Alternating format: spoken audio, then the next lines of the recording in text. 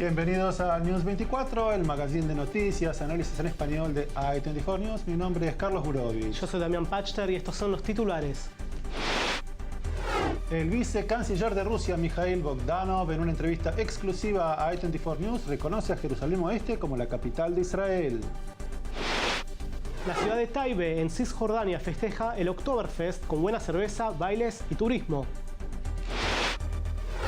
Elecciones municipales en Tel Aviv, Inmigrantes Unidos es el nombre de la lista que se postula al Consejo Deliberante con propuestas innovadoras.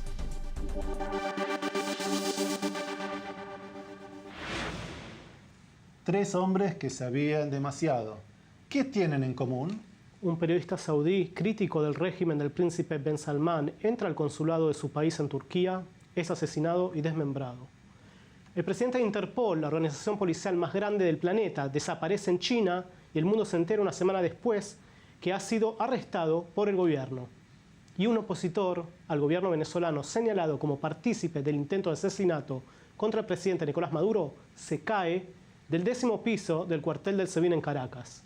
El poder del individuo frente al poder del Estado, los hombres que sabían demasiado, el informe de Damián Pachter. Una serie de misteriosas muertes y desapariciones conmocionan a la opinión pública internacional. Desde Europa hasta Rusia, Oriente y Occidente, se refuerza la idea que nadie está tan seguro como lo piensa y si un Estado pone en sus listas a un individuo, la posibilidad de salvarse es prácticamente nula. El periodista saudí Jamal Khashoggi, columnista del Washington Post y un duro crítico de la familia real de los Al Saud, ingresó al consulado de su país en Estambul, Turquía, a las 13 horas y 46 minutos del martes 2 de octubre. Fue la última vez que se lo vio con vida y su entrada fue captada por las cámaras de seguridad.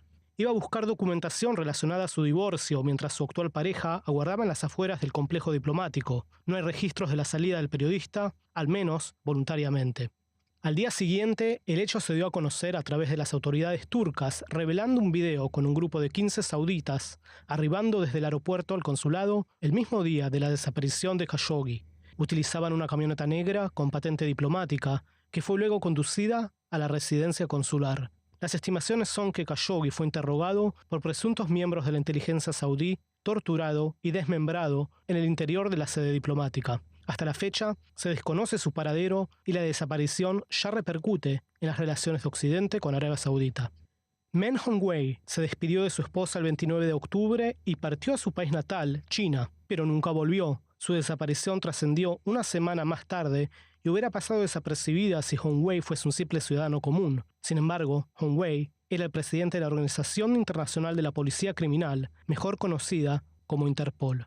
Una semana más tarde, el organismo internacional publicó un comunicado oficial donde requería información acerca de su presidente. Al día siguiente, anunciaron la renuncia de Meng Hongwei como presidente de Interpol. Pasaron días hasta que el gobierno comunista de China admitió que el alto funcionario, que también se desempeña como viceministro de Seguridad Pública del PC, se encontraba en su territorio, detenido y siendo investigado por violaciones a la ley. Hasta la fecha no hay registro visual alguno ni prueba de vida de Hongwei, mientras una pregunta subyace en este contexto. Si hasta el presidente de Interpol desaparece sin dejar rastros, ¿qué le queda al ciudadano común? En Venezuela, Fernando Albán, un dirigente opositor quien el gobierno encarceló por su presunta participación en el intento de asesinato de Nicolás Maduro en agosto, murió bajo circunstancias sospechosas en el cuartel general del Servicio Bolivariano de Inteligencia, el SEBIN. El cuerpo de Albán cayó desde el 10º piso y desde el gobierno dicen suicidio, desde su partido asesinato. Todas muertes y desapariciones con múltiples indicios de involucramiento estatal. Mensaje a opositores, ajustes de cuentas, hombres que sabían demasiado, que al parecer era mejor callar. Damián Pachter, News 24, i24 News. En el reino de la impunidad debemos mencionar la muerte del fiscal Nisman, que también por saber demasiado y querer hacer pública su investigación sobre el memorándum que firmó el expresidente Kirchner con Irán, fue asesinado en enero del 2015. En el próximo bloque, el vicecanciller de Rusia, Mikhail Bogdanov, en una entrevista exclusiva a i24 News, reconoce a Jerusalén Oeste como la capital de Israel.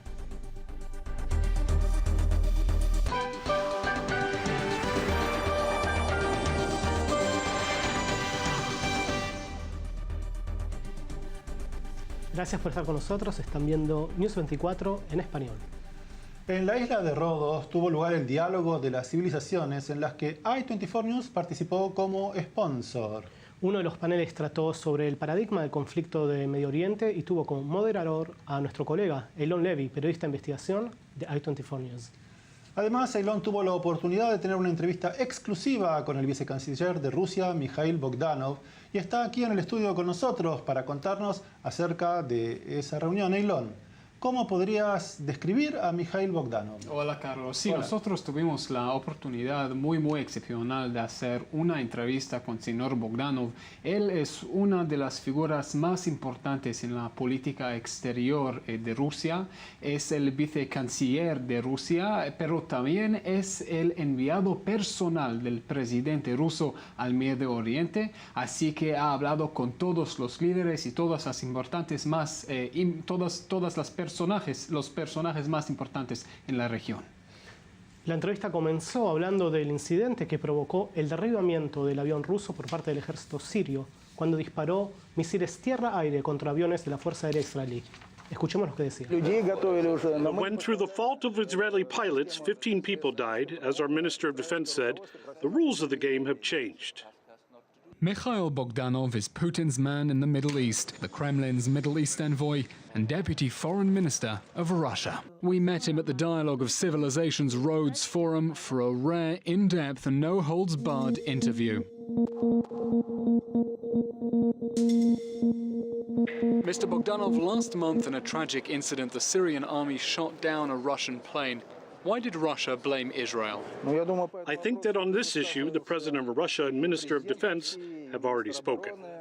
So I think on my level, as a diplomat, I would be uncomfortable to comment on the issues that are related to certain military matters. One theory is that Russia has decided it's time to end Israel's freedom over the skies of Syria. Let me say again that I do not represent the Ministry of Defense. So if you have questions on this matter, you need to address them to the Russian Ministry of Defense. You say you don't speak for the Russian Defense Ministry, but you are the envoy of the Russian president, and he says this is, quote, a chain of tragic chance events, but the Russian Defense Ministry says it reserves the right to respond.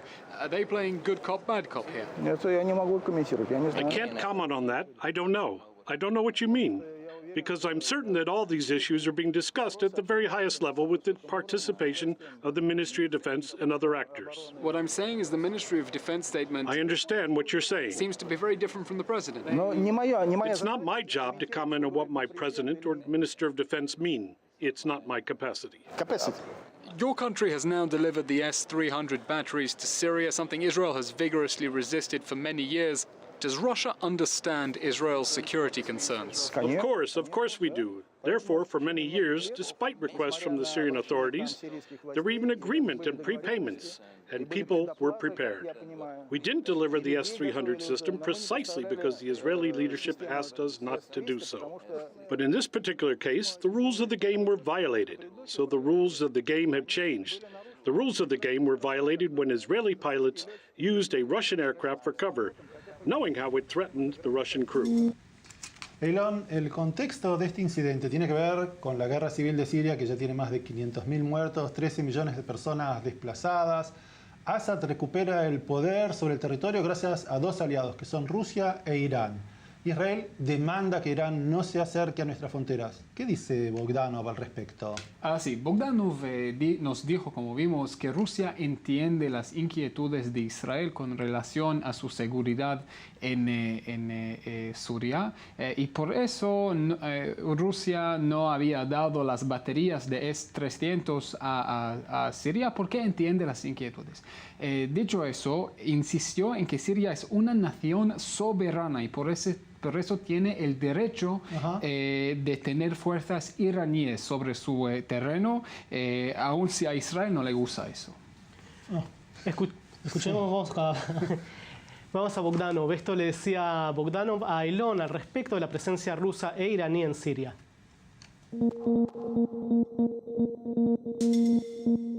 Israel is demanding that Iran be kept completely out of Syria. On what grounds? On what grounds are you demanding this? Like you say, you're not a spokesman for the defense ministry. I'm not a spokesman for the Israeli government. So we have nothing to talk about if you can't answer my questions, because Syria is a member of the United Nations. It has equal rights to Russia, Israel, America, and any other country. This is a sovereign country led by a legitimate government. That's Syria's sovereign right. And yet, all the same, Russia has been negotiating with Israel about a buffer zone, keeping Iranian troops away from the Syrian border. Of course, all this was done in coordination with Damascus. We told our Israeli colleagues on the political and diplomatic echelon that defense matters are ultimately decided by the sovereign Syrian leadership regarding Syrian territory. They have asked us and the Iranians to be there. The Iranians have said repeatedly on many levels that Syria asked them to help in the fight against terrorists.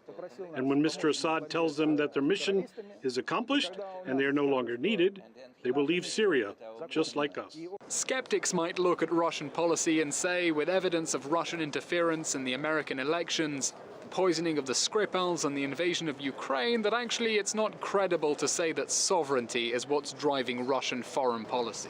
You know, it's really funny to talk about this. You must not be aware of the processes that have taken place in the last 4 years.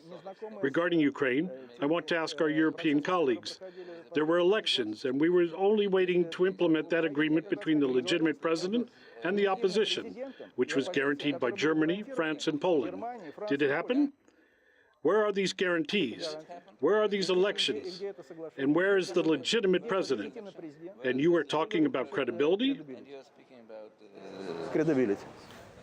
Eilon, Rusia como superpotencia no está preocupada que Irán pueda llegar a tener una bomba atómica y que esto cambie la relación de las fuerzas en la región. Las revelaciones que presentó Netanyahu, el archivo atómico iraní, ¿no lo convencen de que es un peligro? No pienso que Rusia quiere que Irán tenga una bomba atómica, por eso es una parte del acuerdo internacional contra el programa atómico de Irán, pero no le interesaba a Bogdanov que los iraníes habían mentido a la comunidad internacional sobre su programa atómico. Bogdanov era muy cínico en nuestra entrevista, diciendo que el Organismo Internacional de Energía Atómica debería haber verificado lo que dijo Netanyahu, pero no quiso decir que eso es lo que tienen que hacer en este momento.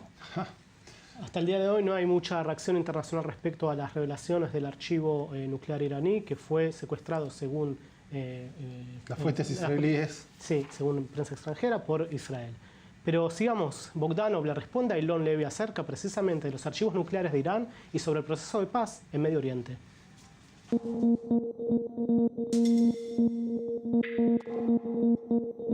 Earlier in the year, when Prime Minister Netanyahu revealed nuclear archives and material stolen from Tehran, he showed incontrovertible evidence that Iran hid the fact it was trying to build a nuclear bomb. Does that concern you? I'm telling you again, no. Maybe it's part of the information warfare, but speaking seriously, the Israeli leadership told us later that there were 3 days for these sites to be cleared and concealed. If that's the case, Israel should have taken a different approach and not worked with journalists and with what we call megaphone diplomacy. But say seriously, let's check this now, today, not in New York. We're ready to assist, and I think the Iranian leadership is ready to assist and check this. The same goes for the archives referring to the nuclear program in Iran. It's not a matter of speaking from a stage. It's the work of the IAEA, which is supposed to check this. It is a professional and serious organization. It has authority and legitimacy. And to tell the whole world they have something and to show pictures, maybe some people like this and it helps him. Maybe it's intended to score points and for internal consumption. But if you're talking seriously, this issue has to be dealt with at the professional level. The IAEA recently published the latest report, and Iran is the most inspectable country in the world when it comes to the nuclear issue. According to the Israeli Prime Minister, the evidence for the Iranian nuclear archives proves they were trying to... These documents and archives should have been transferred to the IAEA long ago. These new sites raised in the new... No, but it's naive to think that only one country and only one secret service knows something that nobody else knows. That's what I think.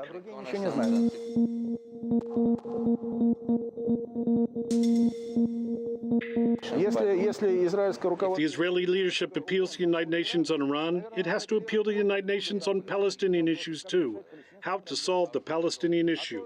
Israel is not doing what it should be doing, according to the Security Council and the Security Council resolutions. Do you think the policy changes of the Trump administration could have a positive, constructive effect in the Middle East? I think, on the contrary, the new U.S. administration is working to undermine the legal basis for resolving the Palestinian-Israeli conflict, and on the basis of establishing two states that would live more or less in peace and secure conditions with each other. They're destroying what previous administrations did, for which the Americans, Israelis, and Palestinians won Nobel Peace Prizes. Mr. Bogdanov, you've spoken to both sides. If Israelis and Palestinians renew negotiations and it turns out they can't reach a deal, what should Israel do? I don't know. Many Israeli officials told us the best thing is direct dialogue with the Palestinians. We agree with this logic. Moreover, if you know, President Putin proposed a meeting 2 years ago between the Israeli Prime Minister and President Abbas in Moscow without preconditions. But unfortunately, our Israeli colleagues rejected this effort for direct talks at the highest level and to try to move this point from an impasse. Elon, luego que Trump haya reconocido Jerusalén como la capital de Israel, hubo manifestaciones y vos hablaste sobre el tema con Bogdanov y te sorprendió con su respuesta respecto al estado de Jerusalén. ¿Qué fue lo que te dijo? Los rusos habían anunciado el año pasado, 8 meses antes de Trump, que reconocen a Jerusalén Oeste como la capital de Israel, pero no explicaron nunca por qué tomaron esta decisión. En esta entrevista, Bogdanov nos explicó por la primera vez por qué los rusos han decidido de reconocer a Jerusalén Oeste como la capital de Israel. Miramos. Veamos entonces la entrevista que Eylon Levy hizo al vicecanciller Mikhail Bogdanov y sus declaraciones sobre Jerusalén.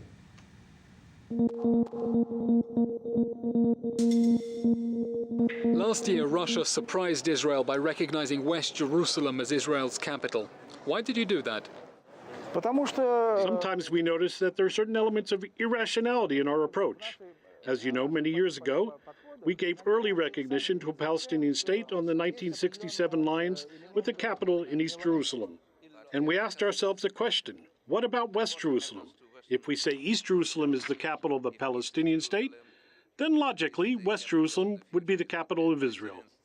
Every day I went from Tel Aviv to Jerusalem in order to meet the leadership of Israel. Therefore, it was logical to come to the conclusion that East Jerusalem, how you say, God willing, would be the capital of Palestine, and West Jerusalem would be the capital of Israel.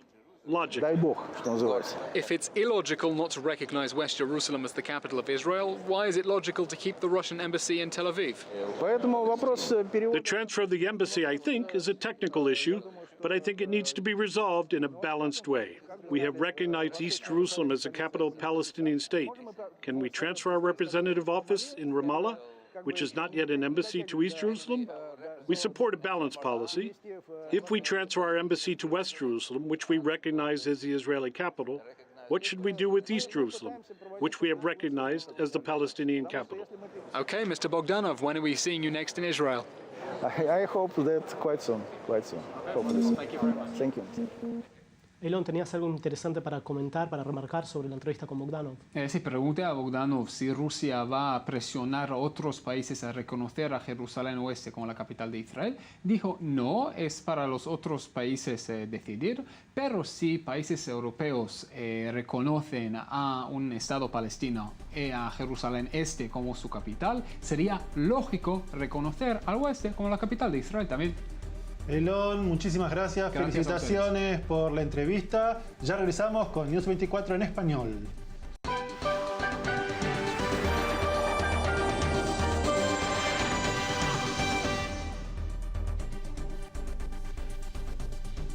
Gracias por seguir con nosotros. Están viendo News 24 en español, el magazine de i24 News. El pueblo de Taibe, de tan solo 1.500 habitantes y ubicado a pocos kilómetros de la ciudad de Ramallah, en Cisjordania, recibe año a año a miles de personas que se acercan a degustar la cerveza local como parte de un evento muy especial, el Taibe Oktoberfest. El Oktoberfest, fiesta originaria de Alemania, es el único festival de cerveza en territorio palestino y una celebración que permite demostrar otra cara de una sociedad convulsionada y hasta ser una buena oportunidad para que israelíes y palestinos puedan celebrar juntos. Y para contarnos acerca de la particularidad de la ciudad de Taibe, de esta celebración, se encuentra en el estudio con nosotros nuestra colega Pablo Duer. Pablo, ¿cómo es que una celebración tan europea se lleva a cabo en el corazón de la Autoridad Nacional Palestina en Taibe? Bueno, muchos motivos. Para empezar, fue una idea que surgió en el año 93, 94, con los acuerdos de Oslo. La familia Juri, estaba en los Estados Unidos. Cuando se dan los acuerdos de Oslo, deciden hacer un encuentro con Yasser Arafat para pedirle la autorización para poder abrir una cervecería. Abren su cervecería que se llama la Taibe Beer, la cerveza Taibe, y en base a eso crean un festival de cerveza. Es muy interesante ver un festival de cerveza con toda la tradición, como si fuese en Alemania, pero en los territorios palestinos, obviamente por el tema del alcohol, por el tema de que hay salchichas de cerdo, y hay un montón de cuestiones que no se ven en la cotidianidad palestina, en la cotidianidad de los territorios palestinos, como Ramallah, por ejemplo. Así que surgió más que nada por un tema de economía, para hacer un negocio familiar, porque al fin y al cabo la familia vino de Estados Unidos y quería tener su ganancia, y al mismo tiempo es como también una manera de ayudar a la población y el pueblo de Taibe, que es un pueblo muy chiquitito, de 1.500 habitantes, y es el principal emprendimiento del pueblo. Entre esos 1.500 también hubo agregados turistas latinoamericanos que fueron allí. ¿Vos pudiste hablar con un par de ellos? Absolutamente, había de todo. Más allá de turistas latinoamericanos, había delegaciones de diplomáticos, turistas, como decís, israelíes, como decías antes también. Los latinos, sí, había varios, se hicieron sentir muchos latinos cristianos. Algo que es importante marcar es que Taibe es una ciudad, la única ciudad, según su exalcalde y el fundador de la cervecería, 100% cristiana de lo que es Israel y los territorios palestinos. Entonces muchos latinos cristianos también, que están en distintas partes de tanto de Israel como de los territorios. En Belén, por ejemplo, muchos latinos de Belén o Jerusalén se acercaron y estaban muy sorprendidos y muy alegres, porque para quien vive en la cotidianidad, en su día a día, en los territorios palestinos, es una situación bastante distinta a lo que se ve en un festival de cerveza. Claro. Entonces sí, se sorprendieron con la alegría, se sorprendieron con la festividad, con el clima este festivo que decíamos recién, y también les da como un poco la posibilidad de ver otra cara de los palestinos, de ver palestinos distintos, palestinos cristianos y palestinos celebrando. Veamos entonces el informe sobre Oktoberfest en Taibe que nos preparó Pablo Duer. En esta época del año, miles de turistas inundan las calles y llenan los bares de ciudades como Múnich o Berlín, con motivo del Oktoberfest, un festival de cerveza celebrado internacionalmente. Sin embargo, existe otro lugar, mucho más discreto e inesperado, que tiene su propio y no tan humilde festival de cerveza. Se trata de la pequeña ciudad árabe de Taibe, ubicada a pocos kilómetros de Ramallah, en Cisjordania. El Taibe Oktoberfest se celebra cada año desde el 2005 y recibe a miles de personas, incluyendo niños y adultos mayores, árabes y judíos, turistas y hasta diplomáticos. Para los locales es una buena oportunidad para beber alcohol sin problema y comer comidas que no abundan en otras ciudades palestinas. Sucede que Taibe es la única ciudad 100% cristiana de la región y está rodeada por 16 con mayoría musulmana. No esperaba que tenía eso acá, por acá, especialmente por el tema del alcohol y de los bailes, por ser es un país musulmán, entonces uno no espera eso. Además de comer y beber, el Taibe Oktoberfest resulta una oportunidad inmejorable para mostrar otra cara de la sociedad palestina, alejada, al menos por unas horas, de la cotidianidad del conflicto. En verdad esta cultura, esta celebración la tenemos con cerveza y sin cerveza, con Taibe y sin Taibe. Es parte de nuestra cultura, somos así, tal cual como ves, gente alegre, felices, y es una ocasión nomás. Un elemento particularmente llamativo de este festival es la presencia de israelíes. Año tras año llegan desde distintas partes del país para disfrutar de la famosa cerveza Taibe y, sobre todo, la posibilidad de celebrar codo a codo con la población local. Este amigo mío es un israelí judío y yo estoy acá por él, porque él me invitó para acá. Él viene todos los años y como él hay muchos.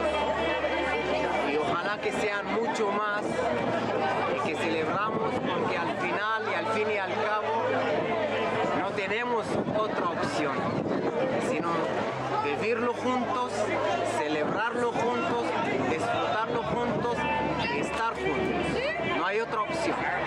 Buena cerveza, buena comida y clima festivo resultan una combinación ideal para hacer a un lado el conflicto y la violencia. Unos celebrando sus tradiciones, otros disfrutando de la cultura vecina, y juntos demostrando que israelíes y palestinos no necesitan más que una cerveza para festejar lado a lado. Pablo Duer, News 24 en español. Pablo, vemos gente celebrando a cielo abierto, felicidad, festivo. Contame, por favor, qué es lo que pensás que hace que este fenómeno funcione. Bueno, para que funcione este festival, obviamente más allá de la aprobación de parte de la autoridad palestina, se requiere mucha voluntad de parte de todos. Es un negocio familiar, como decíamos recién, que roza lo privado, roza lo público, porque es la cervecería de la familia más poderosa del pueblo, que fue David Huri, el fundador, fue alcalde del pueblo por mucho tiempo. Así que es una manera también de atraer turismo, de atraer gente de todo el mundo y también de hacer relaciones públicas de alguna manera, porque más allá de la inversión de dinero que les llega de afuera, les da la posibilidad de tener imágenes así como estas de palestinos celebrando, de palestinos alegres, que es lo opuesto a lo que se ve en general en televisión, que es relacionado con la violencia. En un instante vamos a ir a Huri, pero ¿los israelíes pueden ir libremente, pueden acceder sin problemas a la ciudad de Taibe? Bueno, la ciudad de Taibe, por su cercanía a Ramallah, implica pasar por territorios de área A, que es el área que está prohibida para ciudadanos israelíes. Vimos una cantidad interesante de israelíes. Hace varios años que sabemos que hay muchos israelíes que van. No son la mayoría, son una minoría, pero están presentes, o sea, están presentes, son israelíes que o toman el riesgo de ir a un lugar donde tienen prohibido ir, o gente que tiene doble pasaporte, que puede ir con su pasaporte extranjero, entrar y salir como si fuese un turista más. Lo que es interesante es un poco, lamentablemente hay muchos israelíes que van ahí porque están políticamente alineados únicamente, y no van tantos israelíes que creo yo podrían aprovechar la posibilidad de ver la otra cara de la población, de ver la otra cara de los palestinos. Y como decía David Huri, el fundador, él decía: yo espero que en algún futuro podamos brindar por la paz con cerveza Taibe. ¿Mencionó Huri? Huri, entonces les contamos, la familia Huri es la que ha invertido en este proyecto para desarrollarlo, para que sea turista, para que traiga gente, para que haya cierto aire de normalidad. Escuchemos lo que decían durante los festejos. It's a 2-day event. It's very popular now all over the world. Oktoberfest is in America, is in Europe, in Germany, that's where it started. But it was, for us, it was normal to bring an Oktoberfest to Palestine. Basically, as I told you, it's a win-win approach. We market our beer and we market the city, and we try to attract many people to help us make Taibe famous. We try to, as I said, to bring a sense of normality to Palestine. This is democracy. Before we opened the brewery in 1994, we went as far as Tunisia, met with the late President Yasser Arafat, and made sure that we have a Palestinian democratic state, that we can sell beer and we can open a brewery. In addition to the brewery, we opened the Taibe Winery in 2013 and also the Taibe Golden Hotel. And these are our investments here in Palestine to support Palestinian economy. Our Oktoberfest is not like any Oktoberfest anywhere else in the world. This is more of an open day for the village of Taibe. And what we do is not only have beer, but we also have local products from the local organizations in Taibe, the local businesses, and we have the local restaurants selling their foods. We have the women selling their homemade stuff. You know, people, what they see on the news is what they think all Palestinians are, but that's not the case. There's beer and food and dancing and drinking and rap and all this kind of stuff from like all over the world, and we have that in Taibe as well.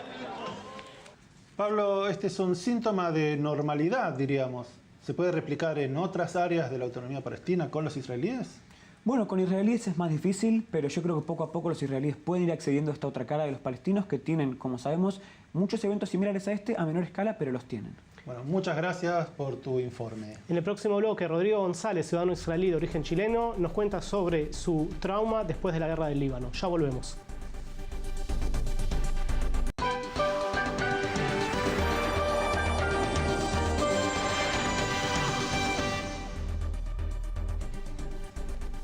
Gracias por seguir con nosotros. Están viendo News 24 en español.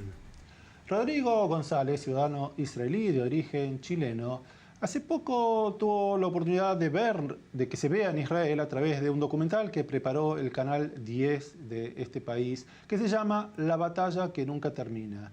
Y en él relata los efectos de postrauma que le quedaron de la guerra del Líbano del año 2006. También se suma a una lista de integrantes de inmigrantes que se postulan para el Consejo Deliberante de Tel Aviv, y tienen propuestas para cambiar distintos aspectos de la sociedad. Rodrigo, antes de tocar la política, hablemos un poco de tu vida personal. ¿A qué edad llegaste a Israel? ¿Por qué vinieron a Israel? Bueno, yo llegué a Israel cuando yo tenía 11, 12 años de Chile, de Santiago de Chile. Llegamos porque en esos años eran los últimos años de Pinochet en Chile, estamos hablando de los años 90. La situación para el judío estaba súper mal y la Sochnut le ofreció a mi mamá y a mi papá, porque ellos eran judíos, vénganse a Israel, tenemos un plan para gente que llega a Sudamérica, llegan al kibbutz, esa idea que había en los años 90 del kibbutz, se llegan acá, pueden recibir educación y todas esas cosas. Y mi papá tomaron la idea en dos manos. ¿Y a qué se dedicaban tus padres allá? ¿Cómo? ¿A qué se dedicaban? Mi mamá en ese tiempo era profesora de tenis. Mi mamá desde que nació era una muy buena jugadora de tenis. Ustedes saben, los chilenos somos... Sí. Y mi papá trabajaba realmente sí que no me acuerdo muy bien, pero trabajaba en una empresa de petróleo, algo por el estilo. Mi papá trabajaba. Dos preguntas ahora entonces. Una, contanos a qué kibbutz llegaron y cómo llegaste a quedar... ¿Qué pasó en la guerra del 2006 que el documental que se llama La última batalla cuenta? Bueno, tratemos de hacerlo cortito, ordenado. Pero sí, también más ordenado que se puede. Cuando llegamos a Israel, llegamos a Yad Mordechai, el kibbutz en el sur, pero después de ahí empezamos a pasar unos cuantos kibbutz, porque bueno, esa es una de las otras cosas que también me conecta a la cosa de política que vamos a hablar después. De todas esas cosas de Olim y gente que llega de Sudamérica o fuera del país de Israel, pero pasamos de ahí a Mordechai, pasamos después para Ilón, a Damit, a Namifrat, y ahí pasé con mi papá un montón, pero al fin cuando tuve 18 años me entré al comando de Golani, al Sayeret Golani, hice el ejército como combatiente y ahí al 2006 salimos a la guerra. ¿Y entonces qué pasó ahí? Cambió el cuento. ¿Te volviste israelí por completo? Ahí sí, ahí ya mi mamá, tú sabes que mi mamá... Ya en el ejército estimo que... Sí. Para los que no saben, Sayeret Golani es la unidad de élite de la infantería, uno de los 3 cuerpos de infantería del ejército de Israel. Sí, y bueno, eso, tú sabes que mi mamá, cuando empezamos a filmar la película, una de las primeras cosas que dijo, que solamente después de la guerra, ella se sintió realmente por primera vez israelí. Que fue ahí, entendió qué es ser israelí, qué es vivir con eso. La presión que afecta a la ciudadanía israelí día a día. Y hace también los papás y a todos nos hace como, digamos, a empezar de maneras diferentes y a ser un poquito más agresivo y quizás a ser un poquito más así, que se mueve con nervio. Y bueno, cuando volví de la guerra tuvimos allá unas cuantas situaciones súper difíciles. Tuvimos 10 días, bueno... Me gustaría que la gente pueda ver la película. La película se puede ver, la película el que la puede ver en hebreo, la puede ver en el sitio del canal Días de Israel, pero contanos qué es para vos días súper difíciles, a qué te enfrentaste y qué te dejó eso que después te dejó tan marcado. Mira, nosotros estuvimos en una situación en Debel. Debel es un lugar 8 kilómetros dentro de Lebanon. Y entramos allá, todo mi unión, entramos y nos encontramos en una situación que llegamos a una casa y pasó algo estilo como 2-3 horas. La Hezbollah en ese tiempo disparó 2 misiles, uno acá y uno acá, toda la casa se cayó y habían 36, 37 soldados dentro de la casa. Y había que sacarlos y llevarlos de vuelta para Israel ahora, porque no se podía meter aviones o cosas así, teníamos que llevarlo a pie. El rescatismo era hacia atrás. Hacia atrás y a pie. Y a pie. Y entonces corrimos algo por estilo como desde las 9, 10 de la mañana hasta las 6, 7 de la noche. Llevamos 36 soldados en la espalda corriendo así para Israel, vuelta.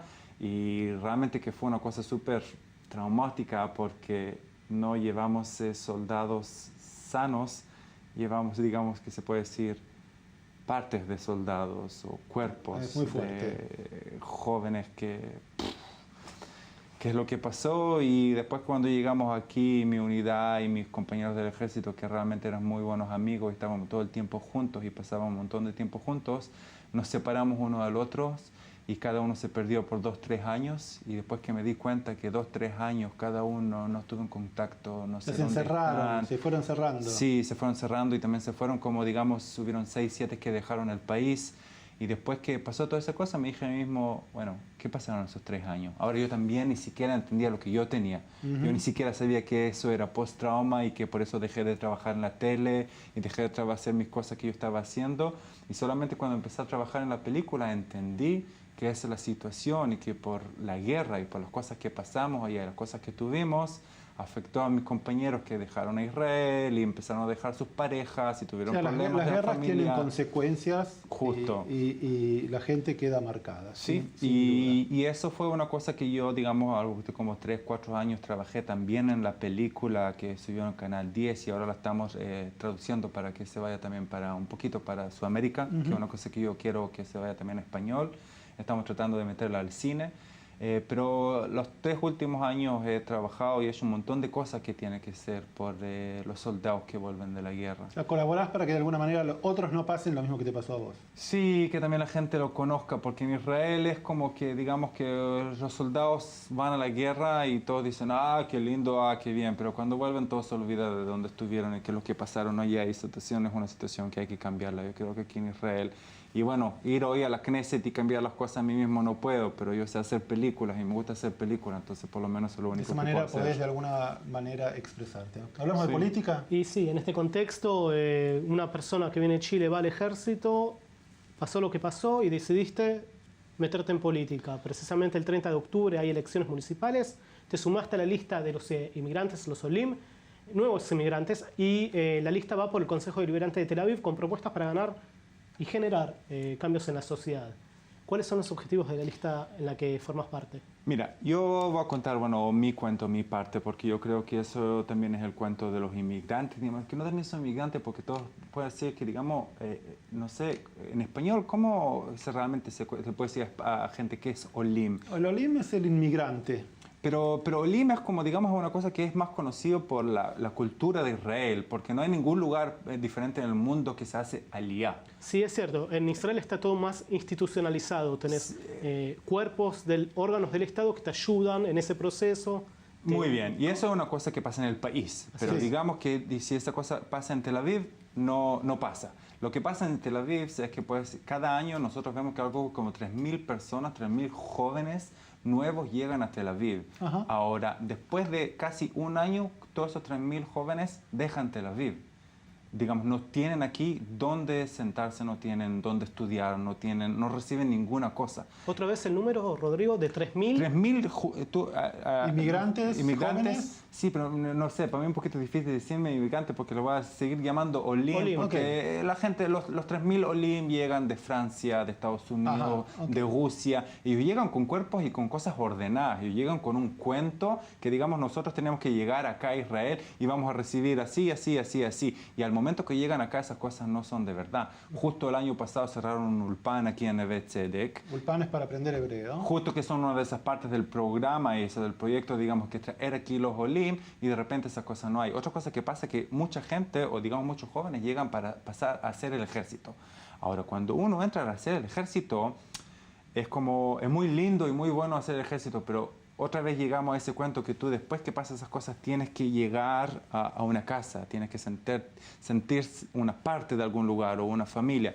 Y mi compañero Boris Schindler, que es el número 2... Estamos viendo la imagen de la lista. Sí, que es el número 2 de la lista y realmente el que trajo esa idea muy linda de concentrarse solamente en Olim, que a mí en el momento que me contó al tiro le dije, dale, yo estoy contigo. A mí me encanta ese, porque las dos cosas que yo creo que son más importantes y las cosas que me convenció a mí cuando me contó el cuento es que primero que nada él quiere la lista, quiere tratar de abrir una plataforma para que pueda recibir los Olim que llegan acá. Para que tengan a quien dirigirse cuando necesitan ayuda o apoyo, que los dirijan o que los guíen. Y otra cosa muy importante que ellos quieren hacer, o que se quiere hacer en la Reshimá, es tratar de enseñar a los israelíes que ya están viviendo acá cómo recibir gente diferente.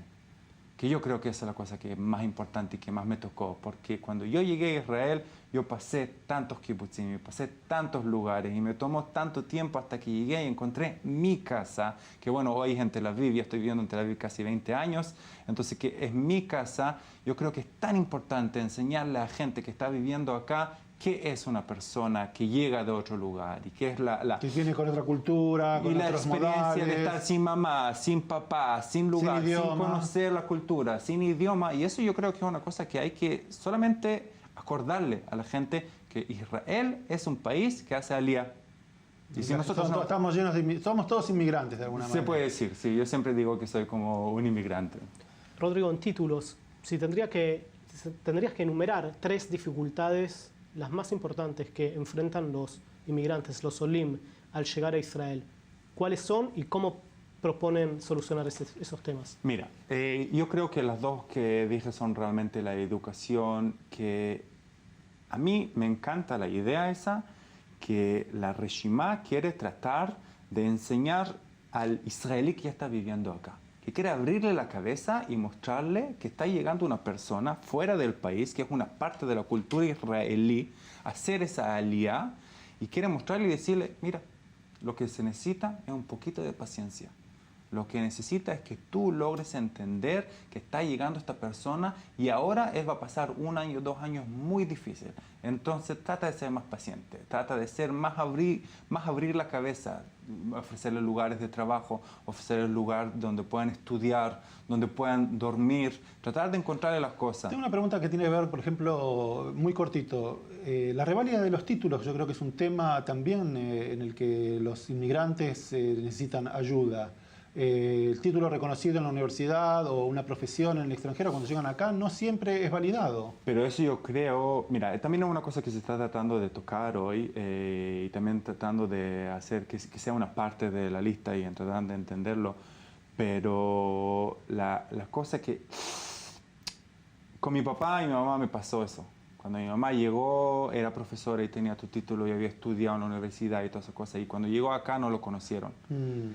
Y bueno, y eso otra parte de que la cultura tiene que entender que cuando llega uno lee, él llega con sus cosas, entonces ¿por qué no recibir a la persona como es, como llegó? ¿Por qué tratar de cambiarlo? ¿Por qué tratar de tratarlo como una persona diferente? Y eso son justo esas cosas que yo creo que lo más que logremos, y por eso yo creo que Boris Schindler hizo una cosa enorme este año con esa elección, cosa enorme, eso que tenemos una Reshimá, una lista, y vemos todo un grupo franceses, rusos, de Estados Unidos, hay gente realmente de todos los lugares que vienen y dicen, miren, hay gente diferente, ¿y por qué que no los recibimos igual que todos? En 10 segundos, Rodrigo, si tendrías que darle un consejo a un nuevo inmigrante, ¿cuál sería tu consejo? Paciencia. Sablanut se dice en hebreo, paciencia. Muchísimas gracias. Le deseamos éxito en las elecciones municipales en Tel Aviv. Y a los nuevos inmigrantes y a los israelíes, paciencia, hay que tener paciencia en este país. Claro. Damián, hasta la semana que viene. Nos vemos la semana que viene. Hasta la semana que viene. Muchas gracias. Un gusto haber estado con nosotros. Gracias.